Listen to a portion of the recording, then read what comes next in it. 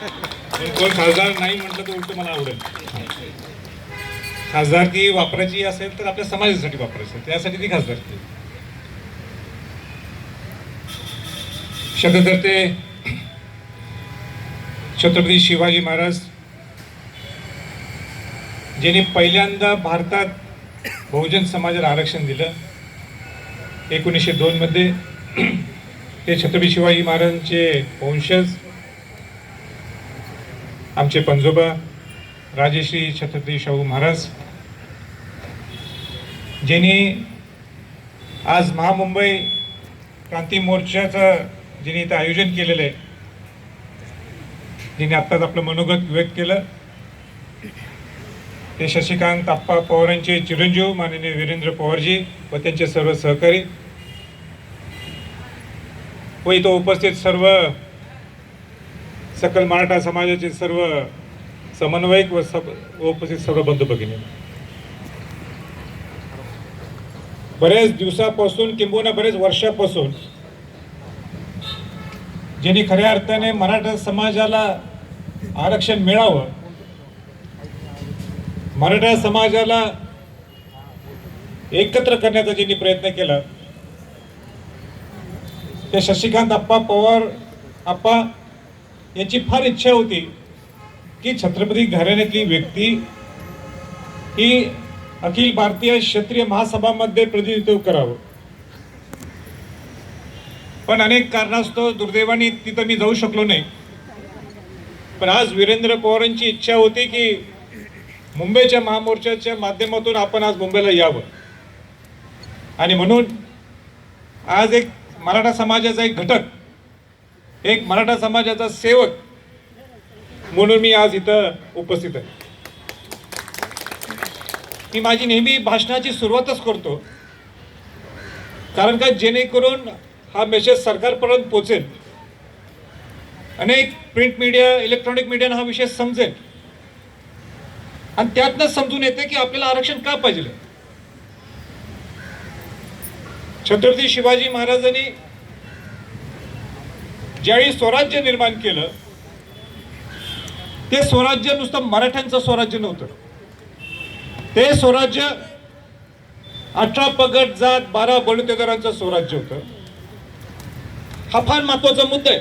म्हणजे शिवाजी महाराज काय म्हणतात, माझं स्वराज्य हे नुसतं मराठ्यांचं नाही, हे स्वराज्य माझ्या सर्व मावळ्यांचं आहे, 18 पगड 12 बलुतेदारांचं.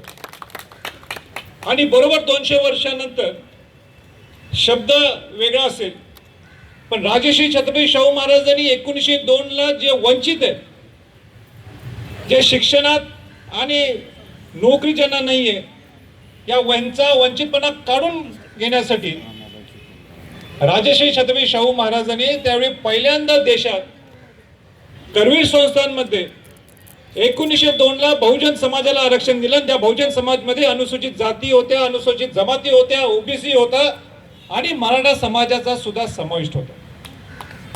आता मला सांगा की आपण शिवाजी महाराजांचं नाव घेतो, सर्वजण सगळ्या जातीतले लोक घेतात, राजश्री छत्रपती शाहू महाराजांचं ना सर्वजण नाव घेतात.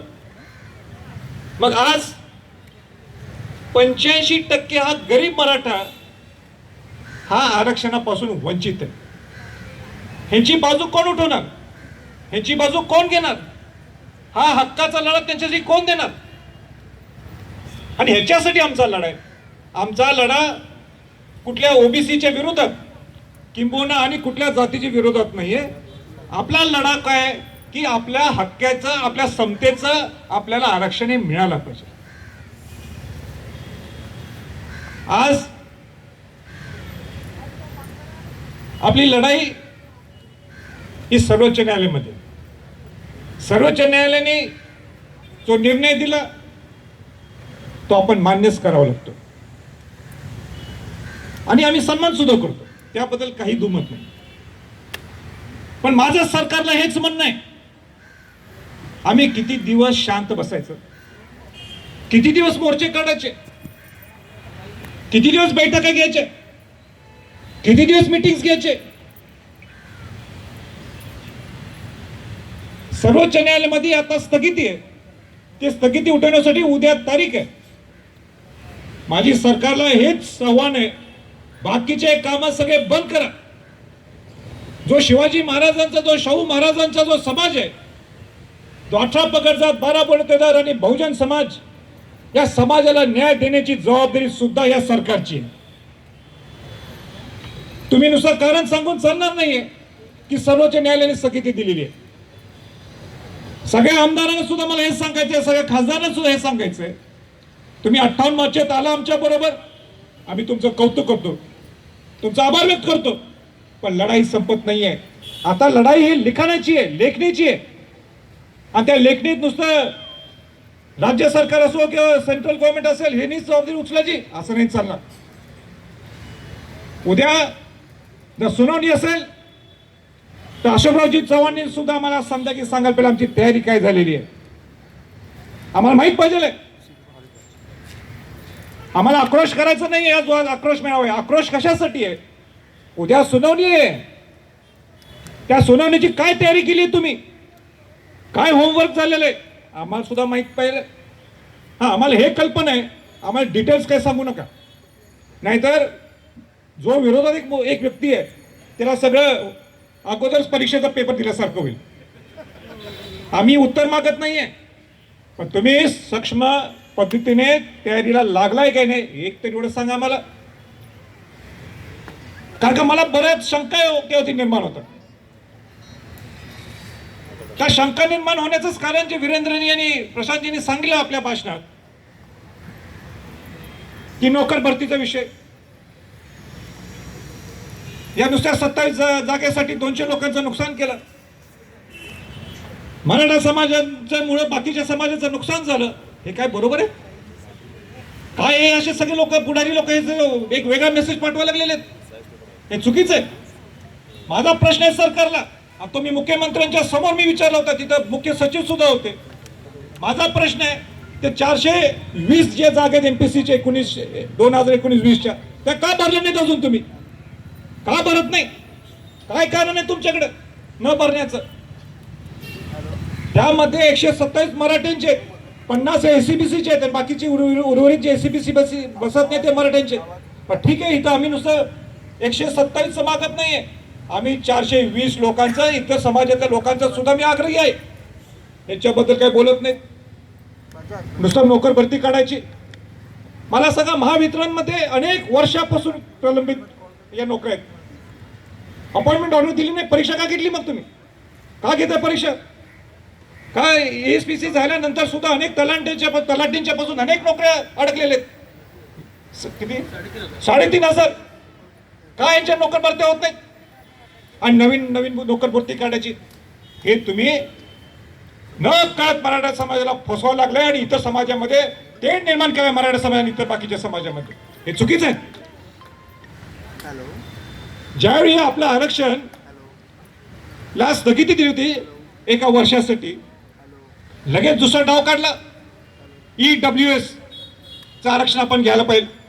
GR निघाला होता, GR निघणार होता की मराठा समाजाला आपल्याला आर्थिक सेंट्रल गव्हर्नमेंटचं जे 10% आरक्षण आहे, आर्थिक दुर्बल घटक आपण आरक्षण देऊ.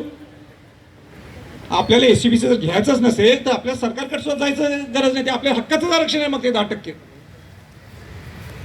आणि म्हणून तो GR आम्ही सर्वजण सकल मराठा समाजाच्या सगळ्या लोकांना तो कॅन्सल करायला लावला, कारण तुम्ही एका समाजाला हे देऊ शकत नाही ज्यांना आरक्षण मिळत नाही. उदाहरण, म्हणजे अनुसूचित जातीमध्ये नाहीत, जमातीमध्ये नाहीत, ओबीसी मध्ये नाहीत आणि राज्य एसीबीसी मध्ये त्यांना ते आपोआप लागू होते. पण माझं त्यांना हेच म्हणणं होतं, आम्हाला सुद्धा सेंट्रलचं एसीबीसी सेंट्रलचं आपल्याला आरक्षण मिळते 10%चं EWSचं, पण राज्याचं मिळवायचं असेल तुम्ही जबाबदारी घेता का की आपल्याला एसीबीसीच्या या स्थगितीला धोका नाहीये? तुम्ही लिहून द्या, जोपर्यंत आरक्षणाची लढाई तोपर्यंत आपण 10% आरक्षण घेऊ, पण दोन्हीकडनं खेळून चालणार नाही. अनेक लोक मला मंत्री महोदय म्हणतात की EWS घेऊन टाकू आपण आणि पुढे बघू, एसीबीसीची लढाई चालू राहून दे. द्या लिहून, द्या अंडरटेकिंग करून की आपल्या मराठा समाजाचा एसीबीसीच्या आरक्षणाला धोका नाही. आम्ही सर्व सकल मराठा समाजाचे लोक सगळे ओपन आहोत, आम्हाला कोणाच्या आरक्षणाचं काढून घेऊन आम्हाला धोका द्यायचा नाही. आम्ही सरळ मार्गाने आम्ही निघालोय, आम्हाला एसीबीसीचं आरक्षण द्या. आणि ज्या एसीबीसीचं आरक्षण हे कोणी दिले? मागासवर्गीय आयोगाने मराठा समाजाला सामाजिक मागास हे सिद्ध केलेलं आहे. विधानसभेत आणि विधान परिषदमध्ये हे कायदा तयार झाला, कायदा पारित झाला. 42 मुलांनी आपल्या आत्महत्या केल्यात. आपलं जीवन मराठा समाजासाठी दिलेलं आहे, आपल्या अनेक येणाऱ्या नवीन पिढीसाठी दिलेलं आहे. हे जीवन व्यस्त जायचं का? ह्याच्यावर कोण बोलत नाही. 58 मोर्चाची कोण चर्चा करत नाही. आता शांतता प्रियनी एवढे मोर्चे निघाले होते, त्याची दखल कोण घेणार? मी अधिकारी वर्गांना सुद्धा सांगू इच्छितो, तुम्ही मराठा समाजाचा संयम बघू नका. मी अनेक अधिकाऱ्यांना बोलतो, ते निवांत असतात. मी टॉप लेवलचे अधिकारी म्हणतो, घरी धरायला लागलेत आम्हाला. मराठा समाज हा केव्हा कायदा हातात घेत नाहीये. हे शिवाजी महाराजांनी दिलेले संस्कार आहेत. पण किती चिडवायचं, किती त्रास द्यायचं. परवाची सुद्धा जी सुनावणी होती, आपलं काय गडबड झाली मला माहित नाही. मला पूर्ण आपल्या सुप्रीम कोर्टाच्या सगळ्या वकिलांच्या बद्दल पूर्ण विश्वास आहे, जोरात आपली बाजू ते मांडतील. पण आम्हाला सुद्धा सरकारने सुद्धा वेळोवेळी आम्हाला सांगायला पाहिजे. आज सुद्धा वेळ गेला नाही. आज तुम्ही एक मिटिंग घ्या. उपसमितीची मिटिंग झाली का हा प्रश्नचिन्ह आहे. उद्या सुनावणी आहे ना, उद्या स्थगिती उठणार की नाही उठणार ह्याच्याबद्दल सुनावणी आहे. माझा प्रश्न आहे की मिटिंग झाली का? सामान्य प्रशासनाचा सचिव हा दिल्लीत पोहोचलाय का? या सामान्य प्रशासनाचा सचिव अपॉइंट झालाय का? हा सुद्धा मला मोठा प्रश्न आहे. आणि जर झाला असेल तर या सगळ्या वकिलांशी मिटिंग घेतली का? ठीक आहे, तुम्ही काय मिटिंगमध्ये चर्चा करता ते आम्हाला घेणं, पण आम्हाला सांगा तर आम्हाला कसा विश्वास पटणार? सरकार आमच्या बाजूने आहे. आणि मी खरंच सांगतो, या प्रसंगी आम्हाला काही घेणं देणं नाही कोण मुख्यमंत्री आहे कोण माजी मुख्यमंत्री आहे. आमचं एकच आहे की आम्हाला आरक्षण हे हक्काचं मिळालं पाहिजे. किती दिवस आम्ही आपले काम धंदे सोडून तर रस्त्यावर उतरायचं? कोण द्या 85 गरीब मराठ्यांसाठी लढा देणार? मी इथं नेतृत्व मुळीच करत नाहीये. मी वीरेंद्र पवारजींना आणि सगळ्या सकल मराठा समाजाला त्यावेळी सांगितलं होतं, मला नेतृत्व करायचं नाहीये. कारण का मला आठवतंय 4 एप्रिलच्या त्या मोर्चाला पुढे जाण्यासाठी सगळे पळून गेले. 9 ऑगस्टला सगळे पळून गेले. मुंबईची टीम आणि माझे ठराविक लोकच दुसरे तिथे थांबले होते, ज्यांनी मला स्टेजवर नेलं. आणि मी का स्टेजवर गेलो? तिथं वादविवाद आणि अनेक गोष्टी जे मी इथं ओपनली बोलू शकत नाही. पण आता ह्याच्या पुढे या गोष्टी सगळ्या चालणार नाहीये. तुम्ही ठोस भूमिका घेणं गरजेचं आहे. आम्हाला काय तुम्ही देणार हे सांगा. तुम्ही उद्या तुम्ही काय तुमचं नियोजन हे सांगा. किती दिवस पत्रकार लोक समोर यायचे तेच आम्ही बोलायचं आणि मग म्हणायचं सर्वोच्च न्यायालयामध्ये पडलं आम्ही काय करू. आमचा पूर्ण प्रयत्न आहे. पण जबाबदारी ही सरकारचीच असते. जबाबदारी जर विषय सेंट्रल गव्हर्नमेंटचा असेल तिथे काय जबाबदारी असेल ते आम्हाला सगळ्यात तिथे सुद्धा आम्ही जबाबदारी घेऊ. आमचा कोणाच्यावर रोष नाही. हेच सरकार ते सरकार. पण ज्यावेळी हायकोर्टाने वकील केलंय, जो विषय आता सेंट्रल गव्हर्नमेंटला आपला सर्वोच्च न्यायालयात गेलेला आहे, सर्वोच्च न्यायालयात बाजू मांडण्याचं जबाबदारीचं काम हे आताच्या सरकारचंच आहे असं म्हटलं तर सुद्धा काही चुकीचं नाही. आम्ही वाट बघतोय. आम्ही वेट अँड वॉच आहे. आम्हाला कायदा हातात घ्यायचा नाहीये. पण या गरीब मराठ्यांच्याकडे बघा ना, या गरीब मराठ्यांच्या ह्यांचं काय चूक आहे? गरीब मराठ्यांचं मला सांगा.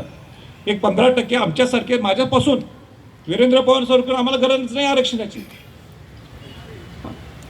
पण पलीकडे त्याला आरक्षण मिळते. त्याची दुसऱ्या पिढीला तिसऱ्या पिढीला आरक्षण मिळते. आणि त्याच्याच पलीकडे असतो मराठा समाजाचा गरीब मुलगा, त्याला आरक्षण नाही. 1967 पर्यंत आपल्याला सेंट्रलमध्ये आरक्षण होतं. 3 क्लास होते, SC, ST आणि intermediate community class. Intermediate community class म्हणजे काय? तो OBC समाज. 1967 मध्ये 3 समाजांना बाहेर काढलं. माळी, तेली आणि मराठा समाज. 1968ला दोन समाजाला परत आत घेतलं, तेली आणि माळी समाज. चांगली गोष्ट आहे, आम्ही त्यांच्या बाजूने आहोत. मग मराठा समाजाला हा अन्याय 1968 पासून का कोण लढा देत नाही? मग शिवाजी महाराजांनी हे स्वराज्य जे निर्माण करत असताना का त्यांनी मराठ्यांचं नुसतं केलं नाही हो? त्यांनी बाकीच्या 18 बगड जात 12 बलुतेदारांना का घेतलं? शाहू महाराजांनी सुद्धा नुसतं मराठ्यांचंच नुसतं जातीपुरतं मर्यादित असले असते, नुसतं मराठ्यांनाच उदो करून टाकलं असतं ना कोल्हापूर संस्थांमध्ये, आणि ज्याची दिशा पूर्ण महाराष्ट्राने घेतली असती. नाही केलं शाहू महाराज. शाहू महाराज म्हटले माझा वंचित समाज कोण आहे? अनुसूचित जातीचा आहे, अनुसूचित जमातीचा आहे, ओबीसी आहे, मराठा समाज आहे. आणि म्हणून ती बहुजन समाजाला देण्याची भूमिका शाहू महाराजांनी घेतली. डॉक्टर बाबासाहेब आंबेडकरांनी सुद्धा पूर्णपणे मराठा समाजावर राहिले. मग आता काय प्रॉब्लेम आहे? का झोपलो आपण? महाराष्ट्राचे मोठे मोठे नेते सगळ्यांनी त्याच्यात पुढाकार घ्यायला पाहिजे, बाजू मांडायला पाहिजे. सर्वोच्च न्यायालयाचे जे उद्या रोहित वकील त्यांनी सांगायला पाहिजे जे मी बोलायला लागले. थोडा तर इतिहास करायला पाहिजे. प्रकाश आंबेडकर म्हणतात, उलट त्यांचं वाक्य कौतुकाचं आहे, अभ्यास करण्यासारखं, संशोधनासारखं वाक्य. ते आता काय म्हणतात की आम्हाला राजकीय आरक्षण नको, राजकीय आरक्षण नको. प्रकाश आंबेडकर म्हणतात, आनंदराज आंबेडकर म्हणतात. हे कोण आहे दोघं? बाबासाहेब आंबेडकरांचे नातू आहेत, नातू म्हणा किंवा त्या लाईन मधले आहेत. ह्याचा सुद्धा अभ्यास व्हायला पाहिजे. आणि म्हणून या प्रसंगी एवढंच मी सांगू इच्छितो, सगळे जे इथं सकल मराठा समाजाचे जे लोक जमलेत, जे आपण नेतृत्वाचं म्हटलं, राजश्री छत्रपती शाहू महाराज सुद्धा 1917ला खामगावला गेले ते विदर्भामध्ये, आणि मराठा शिक्षण परिषद होती, मराठा शिक्षण परिषद. आणि त्या सभेत काय म्हणतात राजश्री छत्रपती शाहू महाराज, मी इथं महाराज म्हणून आलो नाहीये, मी इथं छत्रपती शाहू महाराज म्हणून आलो नाही, मी तुमच्यातला एक घटक म्हणून आलो. राजश्री शाहू महाराज म्हणतात. आणि त्याला पुढं त्यांच्या भाषणात पुढं म्हणतात की मी तिथे येत असताना तुम्ही मला 2 वाक्य वापरू शकता. कुठले? एक तर म्हणतात मी शिपाई गडी आहे. काय म्हणतात? मी शिपाई गडी आहे, मी तुमचा शेतकरी आहे. म्हणून वीरेंद्र पवार तुमच्या पुन्हा मुंबई टीमला मी सांगू इच्छितो की आजपासून, किंबहुना माझा जन्म झाल्यापासून मी सांगतो, ते माझी मुवमेंट चालू होती पण ते लोकांना समोर दिसली नाही, पण आज मी सांगतो शाहू महाराजांच्या सारखंच मी सुद्धा शिपाई गडी म्हणून तुमचं काम करतो. त्या शिपाई गडीला, या शेतकरी बांधवाला हात द्या. मग ते रस्त्यावर असू दे, काय कुठेही असू दे, छत्रपती घराणं नेहमी या मराठा समाज आणि इतर समाजासाठी सुद्धा सेवेशी असणार. मी सगळ्यांना सांगू इच्छितो, जे आपल्याला प्रिंट मीडियाच्या माध्यमातून, इलेक्ट्रॉनिक मीडिया ऐकत असतील, उद्या इतर समाजातील लोकांना सुद्धा काहीतरी अडचण असेल तर संभाजीराजे धावून जाणार. जो वंचित आहे, जो अडचणीत आहे, तिथं आम्ही असणारच. पण या मराठा समाजाकडे बघा ना, कोण बघायला का तयार नाहीये. आम्हाला काय हौस आहे का इथं उन्हात थांबायचं?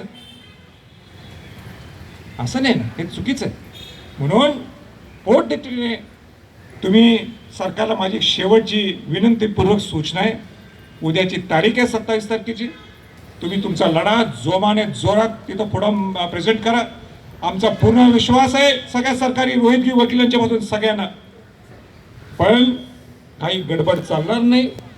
तिथं आमची ही बाजू म्हणताना ही राहिली ती राहिली, तिथं व्हर्च्युअल हिअरिंगमध्ये हे राहिलं ते राहिलं, आम्हाला काही माहीत नाही. आम्हाला एवढंच माहीत आहे की जे शिवाजी महाराजांनी, शाहू महाराजांनी जी आयडिओलॉजी दिली होती, जे विचार दिला होता, ज्यांनी सगळ्या जातीच्या लोकांना आरक्षण दिलं होतं, ज्या शाहू महाराजांनी, तेच आरक्षण आम्हाला सुद्धा मिळावं, एवढीच आमची या प्रसंगी सगळ्यांना विनंती सूचना आहे. आणि एवढंच बोलतो आणि थांबतो. जय हिंद, जय महाराष्ट्र.